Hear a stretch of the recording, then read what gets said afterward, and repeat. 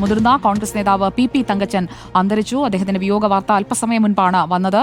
മുൻ KPCC പ്രസിഡന്റായിരുന്നു. ആലുവയിലെ ആശുപത്രിയിലായിരുന്നു അദ്ദേഹം ചികിത്സയിൽ കഴിഞ്ഞിരുന്നത്. മുൻ KPCC പ്രസിഡന്റ് പി തങ്കച്ചൻ അന്തരിച്ചു എന്നുള്ള വാർത്തയാണ് വരുന്നത്. ലേബി സജീന്ദ്രൻ നമുക്കൊപ്പമുണ്ട്. ലേബി സജീന്ദ്രൻ UDF കൺവീനറായിരുന്നു, മുൻ മന്ത്രിയായിരുന്നു, KPCC പ്രസിഡന്റായിരുന്നു. അങ്ങനെ സുദീർഘമായ ഒരു രാഷ്ട്രീയ പാരമ്പര്യത്തിനൊടുവിൽ അദ്ദേഹം വിട പറയുകയാണ്. എപ്പോഴായിരുന്നു അന്ത്യം? സുജയ, 4:30 അന്ത്യം. കഴിഞ്ഞ കുറച്ച് ദിവസങ്ങളായി അതീവ ഗുരുതരാവസ്ഥയിൽ തുടരുകയായിരുന്നു. ആലുവ രാജഗിരി ആശുപത്രിയിൽ ആയിരുന്നു അദ്ദേഹത്തെ പ്രവേശിപ്പിച്ചിരുന്നത്.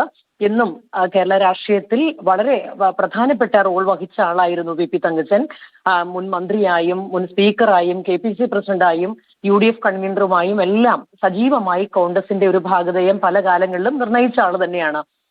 2004 മുതൽ 2018 വരെ തുടർച്ചയായി 14 വർഷക്കാലം UDF കൺവീനർ ആയിരുന്നു എന്നുള്ളത് തന്നെയാണ് പി തങ്കച്ചനെ വേറിട്ട് നിർത്തുന്ന ഒരു കാര്യം. അത് മാത്രമല്ല, അദ്ദേഹത്തിന് അനാരോഗ്യമായി എന്നുള്ള സമയം അനാരോഗ്യമായ കാലം വരെ അദ്ദേഹം വളരെ സജീവമായി തന്നെ എല്ലാത്തിലും നിന്നിരുന്നു.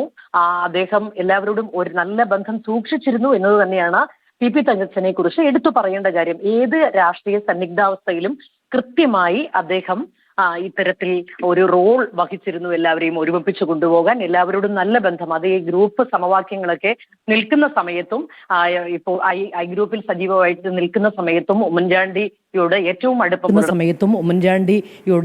അടുപ്പം പുലർത്തിയിരുന്ന ആൾ. അത്തരത്തിൽ ഈ ഗ്രൂപ്പ് സമവാക്യങ്ങൾക്കൊക്കെ അതീതനായി വളരെ നല്ലൊരു ബന്ധം എല്ലാ നേതാക്കളോടും സൂക്ഷിച്ചിരുന്ന ആൾ, എല്ലാവരെയും ഒരു അനുനയിപ്പിച്ചു കൊണ്ടുപോകാൻ ശേഷിയുണ്ടായിരുന്ന സംഘാടകൻ എന്നൊക്കെ തന്നെയാണ് പി തങ്കച്ചനെ അടയാളപ്പെടുത്തേണ്ടത്. അതുപോലെ തന്നെ സ്പീക്കറായിരുന്ന കാലഘട്ടവും ഒപ്പം തന്നെ AK ആന്റണി മന്ത്രിസഭയിലെ കൃഷി വകുപ്പ് മന്ത്രിയായിരുന്ന കാലത്തുമെല്ലാം അദ്ദേഹം ഒരു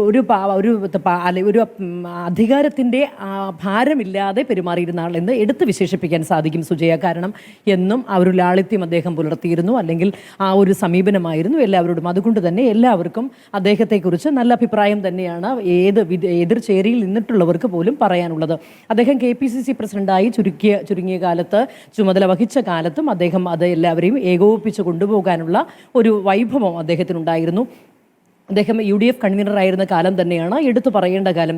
ദീർഘകാലം, വളരെ സുദീർഘമായ കാലം UDFനെ ഏകോപിപ്പിച്ച് കൊണ്ടുപോകാൻ, എല്ലാ ഘടകകക്ഷികളെയും ഏകോപിപ്പിച്ച് കൊണ്ടുപോകാനൊക്കെ അദ്ദേഹം അനിതര സാധാരണ. തീർച്ചയായും അദ്ദേഹം വാർദ്ധക്യ സഹജമായ അസുഖങ്ങളെ തുടർന്നാണ് അദ്ദേഹത്തിന്റെ വിയോഗം.